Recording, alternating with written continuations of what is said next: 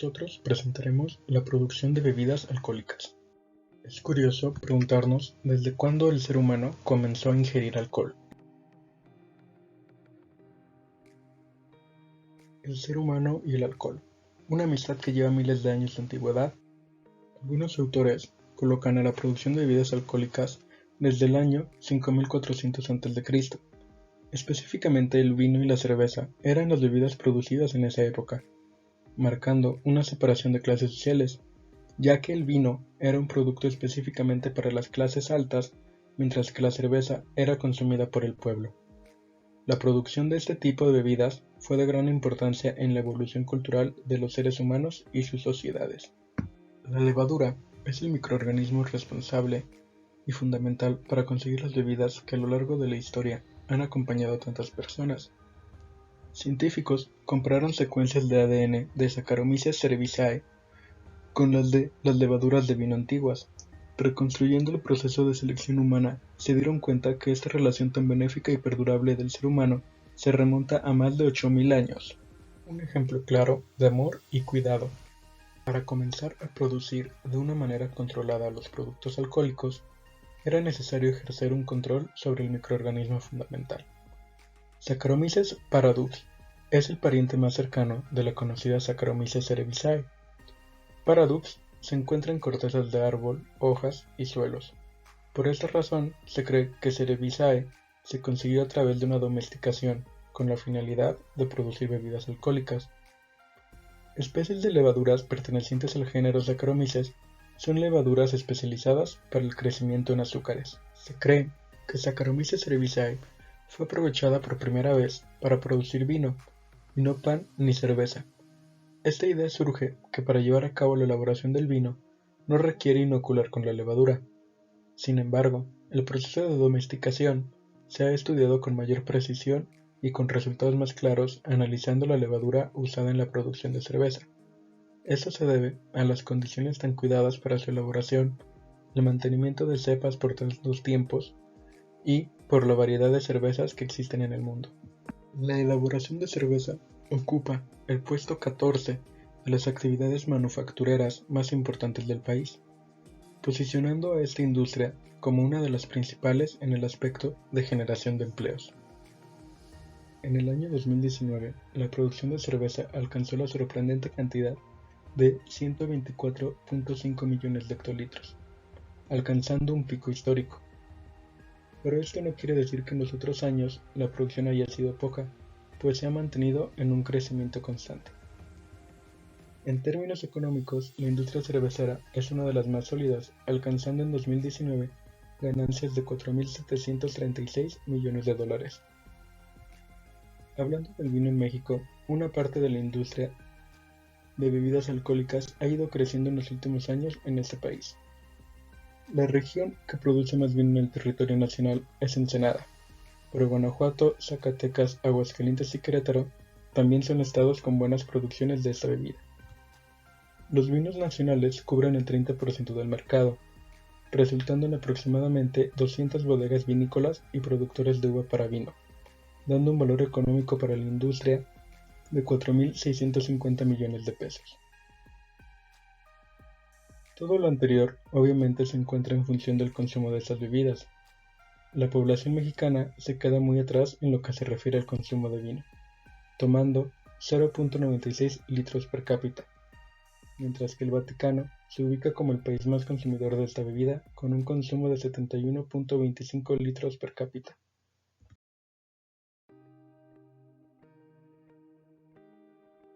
Es contrastante observar el consumo de cerveza en el país, pues los mexicanos consumen en promedio 51.6 litros, colocando esta bebida como la preferida por los mexicanos y mexicanas.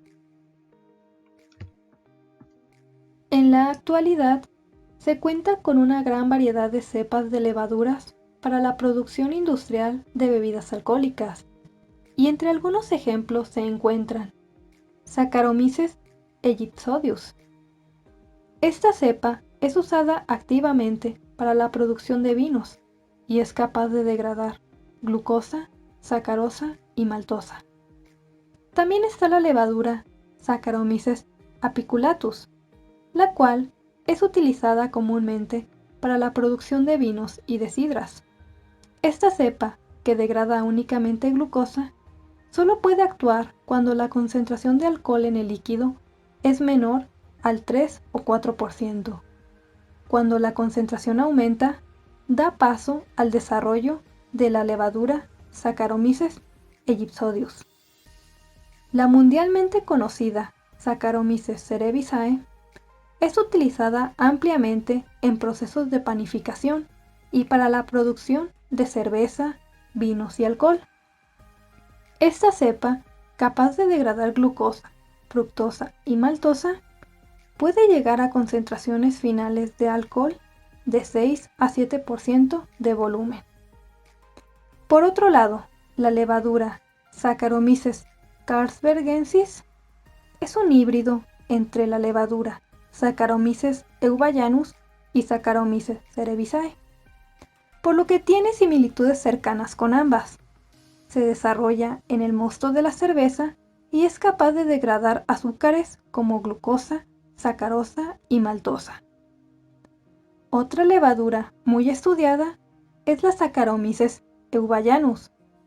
Esta levadura es una levadura criotolerante utilizada para la producción de cerveza, capaz de fermentar glucosa y maltosa a bajas temperaturas. Finalmente, la levadura Saccharomyces bayanus se utiliza comúnmente para la segunda fermentación en vinos espumosos y también en sidras. Está relacionada íntimamente con la levadura Saccharomyces cerevisiae y es la capacidad de sobrevivir a una mayor concentración de alcohol, lo que proporciona vinos de mayor graduación. Las levaduras normalmente se desarrollan en el líquido, pero hay excepciones en que éstas suben a la superficie, creando una película llamada velo de flor, el cual impide el envejecimiento oxidativo, además de aportar nutrientes y mejorar las capacidades organolépticas del líquido. En este video podemos ver la formación del velo de flor en la producción de bebidas alcohólicas.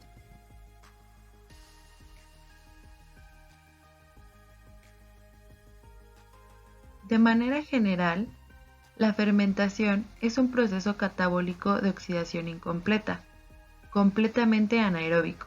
Esto quiere decir que no requiere la presencia de oxígeno y cuyo producto final es su compuesto orgánico. ¿Cómo ocurre la fermentación alcohólica? La fermentación alcohólica se lleva a cabo en tejidos vegetales y en ciertos hongos, particularmente en levaduras. Las levaduras, al igual que cualquier otro ser vivo, requieren de energía para poder subsistir, y es por ello que utilizan de la ruta de la glucólisis para la creación de energía en forma de adenosintrifosfato, o ATP por sus siglas, gracias a la degradación de la glucosa. Este hecho es el desencadenante para la fermentación alcohólica, iniciado por la glucólisis, mostrando la degradación de la glucosa hasta su conversión en ácido pirúvico. Este proceso involucra la participación de 10 enzimas, iniciando por la hexocinasa, la cual va a transformar a la glucosa en glucosa 6-fosfato, consumiendo un ATP en el proceso. Este compuesto pasará a ser fructosa 6-fosfato gracias a la acción de la fosfoglucosa isomerasa. La fosfofructosa sinasa será esta vez la enzima que actúe para dar paso a la fructosa 1,6-bifosfato, consumiendo otro ATP. Esta molécula dará lugar a dos diferentes compuestos por la acción de la enzima fructosa bifosfato aldolasa. Estos compuestos en cuestión son la dihidroxiacetona fosfato y el gliceraldehído 3-fosfato. La dihidroxiacetona fosfato se transformará en gliceraldehído 3-fosfato por la enzima triosa fosfatoisomerasa. En este punto de la glucólisis se han producido dos moléculas de gliceraldehído 3-fosfato, el cual pasará a ser 1,3 bifosfoglicerato por la enzima gliceraldehído 3-fosfato deshidrogenasa, además de haber reducido a la coenzima NAD oxidada. El 1,3-bifosfoglicerato pasará a ser 3-fosfoglicerato por la enzima fosfoglicerato sinasa, produciendo un ATP en este paso. El 3-fosfoglicerato pasa a ser 2-fosfoglicerato por la acción de la enzima fosfoglicerato mutasa, y este compuesto se deshidrata por la enzima enolasa para dar paso al fosfoenolpiruvato. Finalmente, el fosfoenolpiruvato pasa a ser piruvato por la acción de la enzima piruvatosinasa, produciendo además el segundo ATP de esta reacción. Entonces, como productos finales de esta ruta, se obtendrán 2 moléculas de piruvato y la obtención neta de 2 ATP, además de la reducción de 2 NAD oxidados en 2 NAD reducidos. Una vez terminado el proceso de la glucólisis y la producción del piruvato, entra en acción la enzima piruvato descarboxilasa, la cual, como su nombre lo indica, se encargará de la descarboxilación del piruvato para dar paso a la creación de acetaldehído y la liberación de dióxido de carbono. Pero, exactamente, ¿qué ocurre en esta descarboxilación? Bueno, resulta que la piruvato descarboxilasa requiere de la presencia del compuesto pirofosfato de tiamina, o TPP por sus siglas, para poder realizar este proceso, el cual ocurrirá en el carbono 2 de su anillo triazólico. Este carbono sufrirá la pérdida de su hidrógeno, oxidándolo y propiciando su unión con el ácido pirúvico. De esta unión ocurrirán varias cosas importantes. La primera es la formación de un enlace doble, y la segunda es la pérdida del grupo carboxilo, el cual se liberará como dióxido de carbono. De allí que en la fermentación alcohólica se genere dióxido de carbono gaseoso.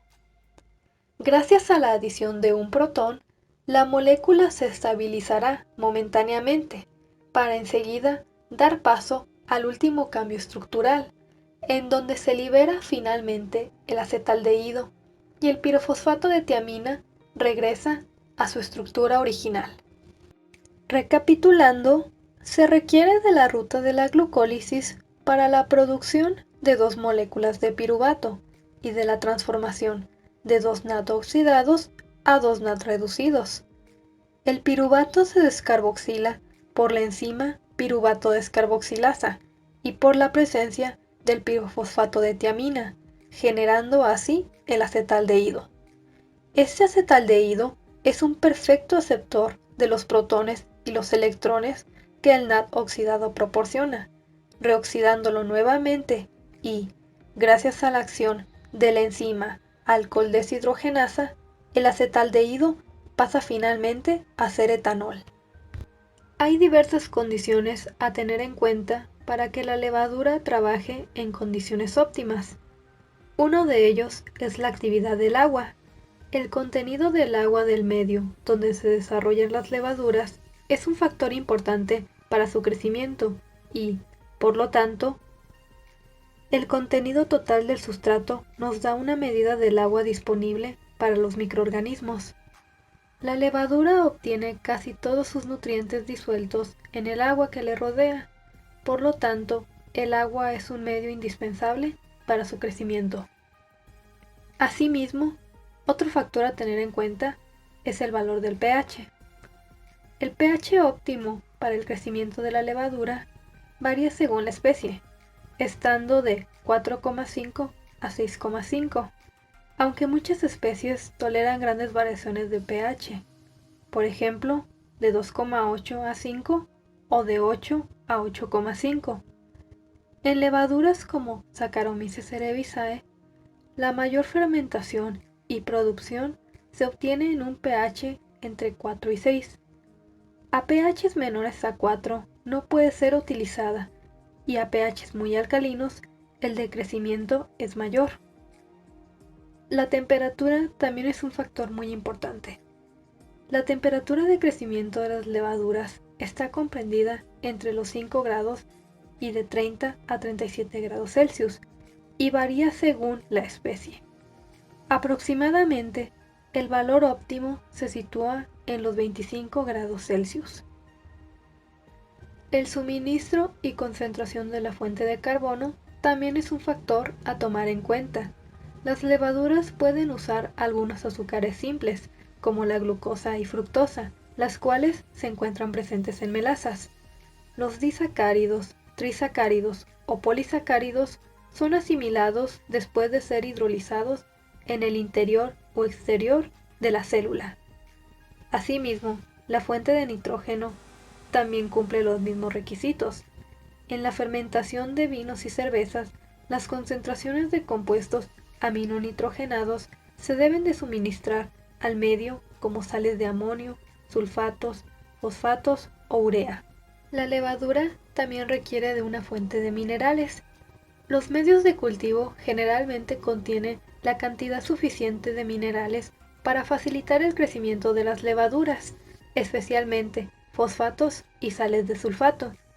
También ciertos elementos traza esenciales para el metabolismo de la levadura, como cobre, hierro, zinc, manganeso, níquel y cromo.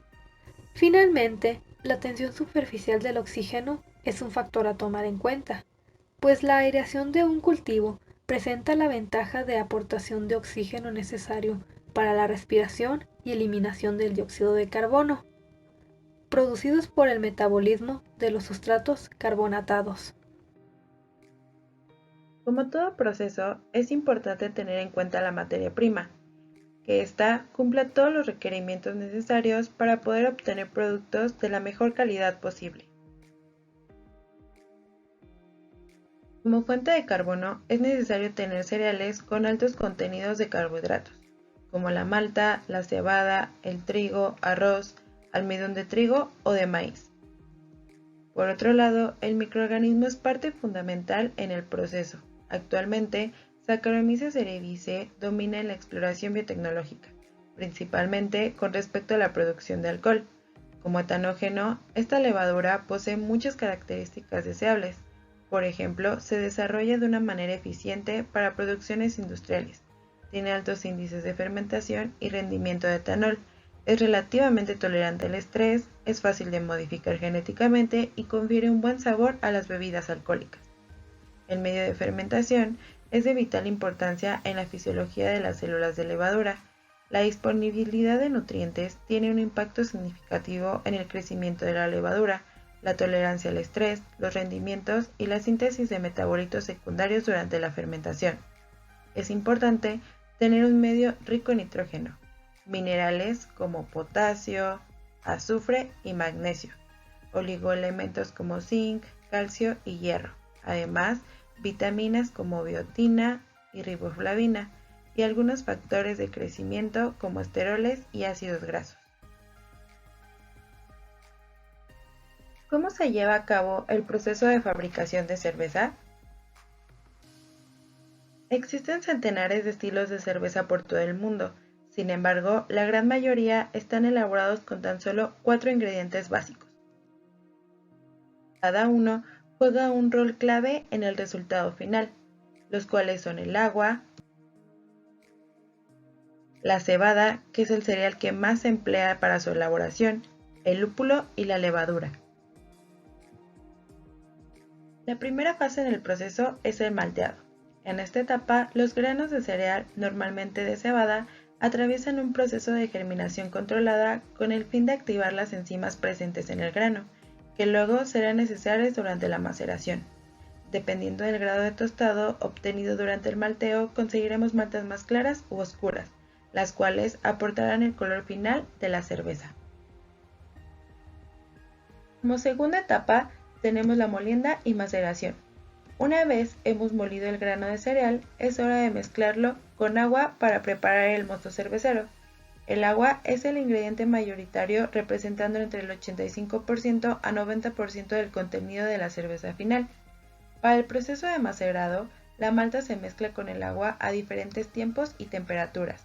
produciendo las transformaciones necesarias para convertir el almidón en azúcares fermentables. Esta es una de las fases más importantes de nuestro proceso de elaboración de cerveza y es donde se extrae de la malta la mayor cantidad de extracto y de la mejor calidad posible, en función del tipo de cerveza que se requiere elaborar, y es donde será transformado el almidón contenido en la malta en azúcares mediante procesos enzimáticos y bioquímicos naturales. Como tercer proceso tenemos la filtración del mosto. En la maceración se separa el mosto líquido de los restos de la malta. Para ello, filtramos el mosto a través de una cuba filtro o de un filtro prensa. En ambos casos, se separa el líquido del sólido. A este último le llamamos bagazo y normalmente es aprovechado para la alimentación animal. Como cuarta fase tenemos la cocción. El mosto se lleva a ebullición con el objetivo de aportar amargor y aroma presentes en el lúpulo.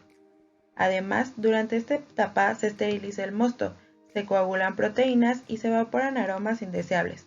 Normalmente este proceso dura en torno a 1 hora o más, dependiendo del estilo de cerveza que se esté elaborando. Posteriormente, el mosto final es sometido a una especie de centrifugado o whirlpool. Como quinta fase tenemos la fermentación de la cerveza. Finalmente llega el momento de enfriar y airear el mosto para luego sembrar la levadura. En este punto se agrega 1 hectolitro de sustrato malteado más 1 litro de levadura de cerveza en forma de pasta. Gracias a los hidratos de carbono presente en la mezcla y el pH, la levadura tiene la acción de antifloculante. Después de 12 a 18 horas comienza la fermentación y la levadura en este punto se encuentra en fase de crecimiento exponencial. Durante la fermentación se transforman los azúcares fermentables en alcohol y CO2, al tiempo que se generan una gran variedad de compuestos, muchos de los cuales contribuyen a darle los aromas característicos tan populares de la cerveza. Este proceso se desarrolla en tanques de fermentación que en ocasiones son conocidos como fermentadores. Como sexta y última fase tenemos la maduración. El líquido resultante requiere de un periodo de maduración, donde la cerveza es sometida a bajas temperaturas para que el sabor y los aromas logrados durante el proceso se estabilicen y se consiga el justo balance entre los diferentes matices. La etapa de maduración se lleva a cabo bajo presiones entre 1.3 y 1.5 atmósferas para retener el CO2 que se produce durante la fermentación secundaria. Posteriormente, antes de embotellar la cerveza, se eliminan los materiales que la enturbian por filtros de tierra, de diatomeas, separadores centrífugos y filtros de prensa. Previo a la filtración, se someten a tratamientos de estabilización para eliminar materiales enturbiantes, debido a que la cerveza filtrada es muy sensible a la acción del oxígeno, debido a que facilita el crecimiento microbiano, el enturbiamiento coloidal y además afecta su sabor. Por otro lado, la producción de vino se lleva a cabo en 3 fases: la vendimia, la extracción del mosto azucarado de las uvas y la fermentación principal. La vendimia inicia cuando las uvas están maduras, por lo que se recolectan uvas sanas. Basándonos específicamente en la producción de vinos tintos, las uvas rojas se separan del tallo y de sus pedúnculos con una herramienta adecuada antes de ser machacadas. En este punto, y de acuerdo a las condiciones ambientales, se agrega pirosulfito potásico para retrasar la fermentación y así poder esterilizar el mosto. Es muy raro que el mosto se esterilice, debido a que en este proceso no solo mueren los organismos seleccionados, sino que mueren también las levaduras y las bacterias necesarias para el desdoblamiento de los ácidos. Las levaduras vínicas se reemplazan agregando levaduras de cultivo puro. Sin embargo, otro tipo de microorganismos responsables de características deseables en el vino no pueden añadirse. El mosto obtenido del prensado se lleva a recipientes de fermentación para que inicie el proceso. Regularmente, se utilizan recipientes cerrados para evitar el contacto con el oxígeno atmosférico. Las levaduras que llegan al mosto precedentes de las uvas inician la fermentación. Estas se enriquecen con los azúcares procedentes del jugo de uva. por lo que comienza su rápida multiplicación. Regularmente se agregan al mosto levaduras en cultivo puro, con características fermentativas y de rapidez muy alta. Concluida la fermentación, se realiza el primer trasiego del vino, es decir, este se separa de los restos de las levaduras y otros sedimentos. Esta medida es además necesaria porque la temperatura de fermentación es relativamente alta, de 15 a 25 grados Celsius. Algunos vinos requieren de una segunda fermentación, debido a su contenido de sustancias enturbiadoras. Este se lleva a cabo en combinación con filtraciones o separaciones. Una vez concluida la fermentación principal, los recipientes que vayan a contener el vino, ya sean tóneles o tanques, se llenan casi hasta el doble, con objeto de limitar al mínimo la oxidación del vino. Las diversas sustancias que provocan enturbiamiento durante el depósito se transforman en sedimentos insolubles. Al vino se le agregan productos clarificantes y, por último, estos sedimentos se separan del vino mediante filtraciones.